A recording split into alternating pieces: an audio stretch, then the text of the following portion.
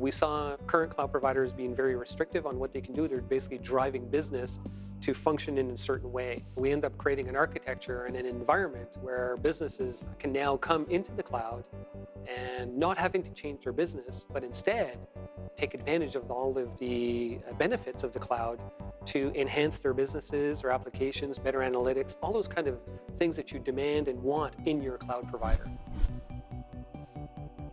The philosophy behind BriteSky is all about being collaborative. It's not about dictating what a company needs to do. It's a matter of being collaborative and making sure that they're able to take advantage of the cloud, but also making sure that the cloud can morph itself into what the business requires. So we make sure that when we transition applications from on-premise to the cloud, that it's going to be the same end user experience, which is so critical to businesses.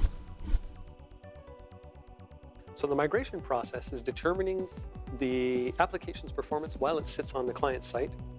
And then we put SLAs around that, and then we sit there and stage the approach into the cloud.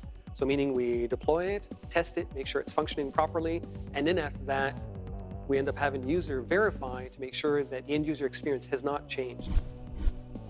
We pre-stage the application into the cloud based on the migration process, meaning that we know what the application is supposed to be like. Now we can sit there and go through our different tests on the application, test it in different ways, stress it in different ways.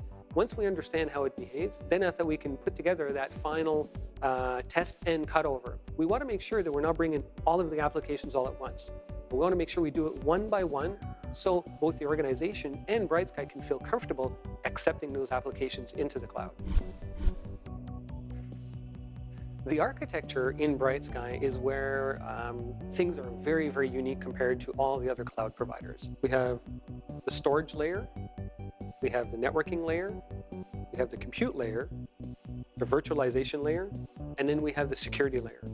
And at each one of those layers, we end up creating what we call a capsule in each one of those layers. We take all of those capsules and put them together into what we call a virtual vault. And all of that together is called a pod, a portable on-demand data center. And it's extremely scalable, up to 30,000 virtual machines and exabytes in storage. A lot of people sometimes are going to sit there and say, well, I want to go to the cloud to save money.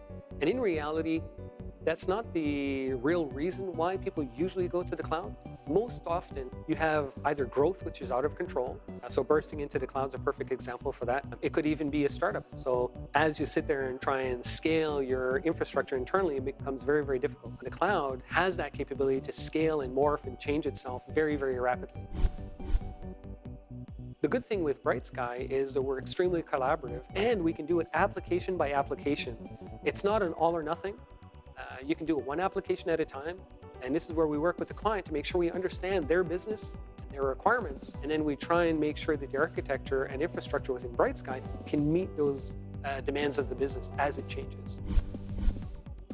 BriteShare is about file sharing in the cloud. It runs within your virtual vault. So we can make it very, very personal for the organization. So an outside organization feels like they're dealing with that organization versus with a cloud provider. BriteRecover has to do with doing DR to the cloud.